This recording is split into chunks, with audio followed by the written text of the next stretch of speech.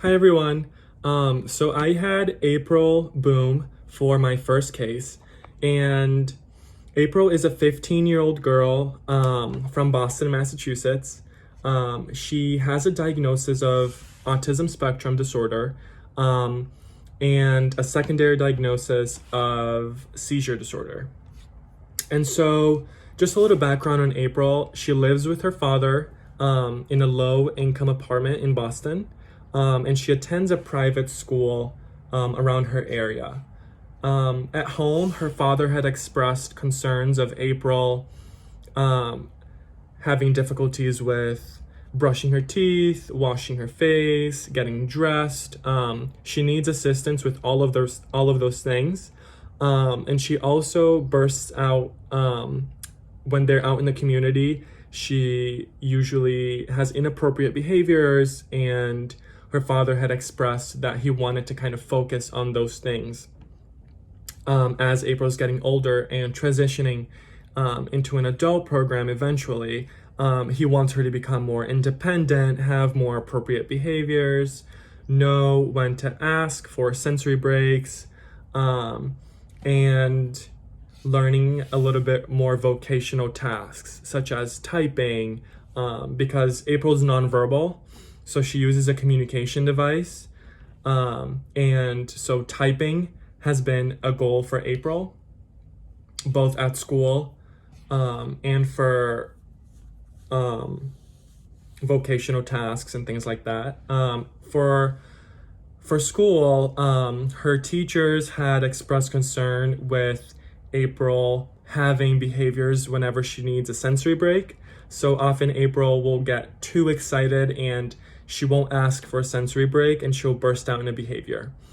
Her teachers also wanted her to work with typing because April's writing at this point is not legible, and they have tried working on writing with April and her fine motor skills. And as she's older now, they kind of want to transition her to something more functional. So typing is something that we're going to introduce to April. And lastly, April is a very sensory-based child. I administered the caregiver sensory profile too, because obviously April is not able to, she's not able to fill out a standardized form or take any standardized assessments because she is so low functioning. And so I had her father fill out the caregiver sensory profile as well as the COPM for April. And I also I administered a typing kind of baseline assessment with April that I created just to see where she's at with her typing skills, and so that I have something to kind of refer back to in terms of progress monitoring. And I also did clinical observations with April in the classroom. So the first thing I have here is, so I was, as I was trying to go around my home and look for objects that would fit for April and that she would benefit from, obviously with her typing goal, I have here on the computer, I have this typing website. It's called typing.com, and it pretty much teaches the student how to type. So here April, obviously the website has her find the F key, you press enter, found it, they have you type F, then J, F. So this is something that April can really benefit from at home, and in the school. This is what I would be using with her. I would have her, I would sign her up for this website. I would create an account for her, and we would then begin the typing process using this website, and I would keep her progress and monitor her progress, comparing it to the baseline assessment that I created. In terms of April's sensory diet, I was able to find some objects at home that might be interesting for April. So first I found this ball. It's hard, so it's not something that is squishy, but it has these spikes on it that would probably be calming for April. She likes a lot of deep pressure, and so this is something that she can squeeze and she can feel the spikes. Has a different texture on it. So this is something that might be able to calm April down in a classroom setting when she's doing her homework or her home program exercises, activities. This is something that she could potentially use. Another thing that I found that might be interesting for April is this brush. And this is something that can be stimulating for April, and could probably help her calm her body in a way, because April has a very high threshold for this, which means that she needs a lot of this input.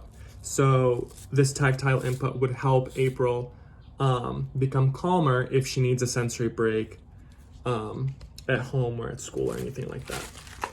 I also found some bubble wrap that probably would calm April as well. I know this is something that can be calming not only for people with autism, but anyone. So this is something that could potentially interest April. The only thing with this is that it's a little loud, so this might be something that she does wearing her noise canceling headphones, so that she doesn't become agitated while doing this. And then I also have this light right here. It's a star. April has very low tolerance to light, which means she likes to be in a darker room. Lights kind of makes her feel agitated. So this is something that could be put in April's room, her workstation. We can turn the regular lights off and turn on this star right here, and there will be a perfect balance of, dark but not too dark where she can't focus on her work.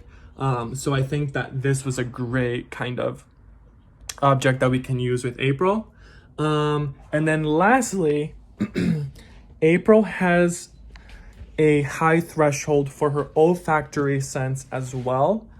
She loves smelling things, which also can stem from her inappropriate behaviors. So April, her father and her teachers had expressed that some of her inappropriate behaviors are that she might go up to a stranger and start sniffing them. And she sniffs everything that, that she sees. She, grabs it, holds it up to her nose to smell it and see what it smells like. And this is just a behavior that her father and her teachers, they want it to be something more functional, and they want to decrease that. And so I found these scented colored pencils here at home. And so this one is scented Very Berry. This one is orange, grape, and watermelon. So this is something that I can definitely provide to April. I could have her make me a drawing or anything like that, or in her free time, and she can also smell these. They're meant for you to be able to smell them. Yeah, this is the orange one. And this is something that is more functional for April to smell. Obviously, she should always be supervised during this because she might hold it to her mouth, try to eat it. So obviously she should be supervised at all times while performing all these activities. But I think that these were just a few really good things that I found at home that could benefit April and that I could use with her as a therapist. So thank you so much. I hope you enjoyed learning about April. And I'm excited to watch all of you guys' videos. Thank you.